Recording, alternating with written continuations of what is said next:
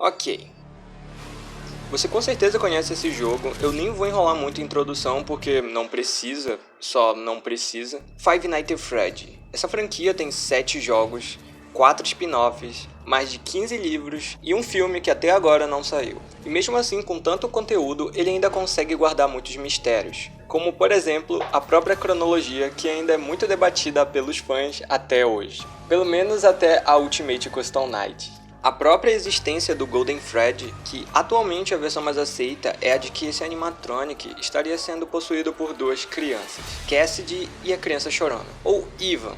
Além de vários outros pontos na história que simplesmente é interpretativo. Você é quem dá sentido a essa bagunça que é a história do Scott Calton. Parabéns, Scott, bela jogada. Mas nesse vídeo eu não vou entrar muito nessa parte da história, e sim da fase 2. Pra quem não sabe, você pode dividir a grande história de FNAF em 2 partes. O que eu vou chamar de fase 1, que vai do FNAF 1 até a Ultimate Custom Night, e a fase 2, que conta até então com Help Wanted, a série de livros Fazbear Fright e o ainda não lançado Security Breach. No Help Wanted, ficamos por dentro de como a Freddy Fazbear conseguiu encobrir os assassinatos, criando jogos que são os mesmos do início da franquia. Exatamente isso, os jogos até a UCN existem dentro do universo de FNAF. Isso é canônico. Além de mostrar o retorno de William Afton, agora com o nome de Glitch Trap, e seu aparente plano de dominação global por controle da mente. A franquia de livros nos apresentou novas coisas, como a agonia. A agonia, além de ser uma emoção, é uma espécie de líquido ou névoa derivado de acontecimentos pesados,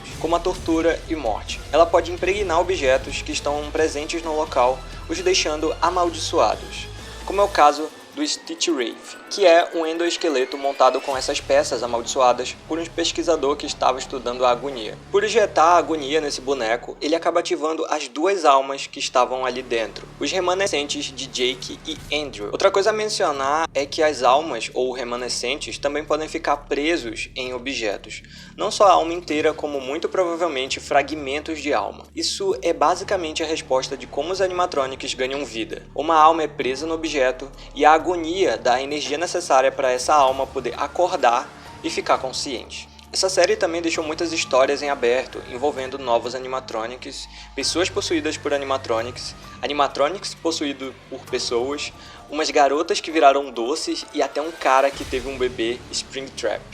Um bebê Springtrap. E todas essas coisas estão espalhadas por todo esse universo. E claro que o Scott Calton não vai simplesmente deixar isso no ar e não fazer nada. É meio lógico pensar que todos esses acontecimentos querem passar alguma mensagem, como explicações e novas mecânicas de como funciona esse universo. Apesar de achar que uma gosma rosa que virou um clone perfeito de alguém e todo mundo reagir como se fosse a coisa mais natural do mundo é um tanto estranho demais, bem-vindo ao universo compartilhado de FNAF, é óbvio que tudo isso se encaixa perfeitamente em algum lugar. Eu acredito que essas histórias podem ser divididas em categorias. Se você conhece elas, você deve ter percebido que algumas contam algo novo sobre a história principal e outros apenas existem, como por exemplo o Homem do Quarto 1280 e o Gundrop Angel. No primeiro conta como William Afton conseguiu ir dos acontecimentos da Ultimate Custom Night até o Help Wanted, e o segundo, bem, mostra que você pode virar um boneco de doce do nada.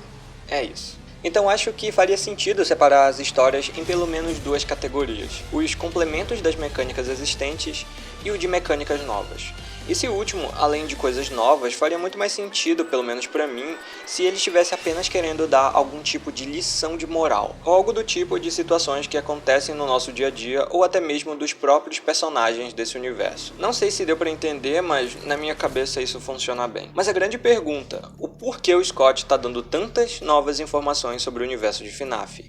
Claro que além de finalmente explicar algumas coisas que estavam em aberta há anos, acredito que ele esteja preparando o terreno para algo maior. Algum evento onde reúna grande parte desses personagens, ou pelo menos algo que precise de um contexto para não acontecer furos ou incoerências, além de revelar o maior mistério de Five Nights. Quem está no atual cargo de chefe da empresa Freddy Fazbear Entertainment. Já que no FNAF AR foi revelado um pouco sobre os funcionários da Freddy Fazbear.